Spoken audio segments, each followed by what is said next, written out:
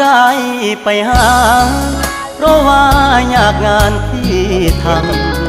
ำบ่ได้ใจดำยังกึดนำตัวน้องคือเก่าบ่ได้เปลี่ยนไป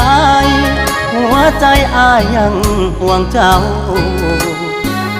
บ่ได้ปล่อยให้เงา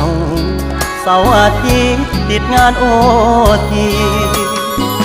ได้แต่โทรหาน้องคงจะไม่ว่ากันบอกเคยเปลี่ยนพันสัญญาหากมันคนดีบ่ได้กักมีกิ๊กบ่ได้เลีกสัญญาที่มีย้อนงานยุ่งอีลีคนดีอย่าเครียดอายเด้อขอหาสุมือเจ้ามาคือน้อยใจเฮ็ดหยังหยุดงานวันวางจะเดินทางเพื่อไปพบเจออย่ามาสงสาร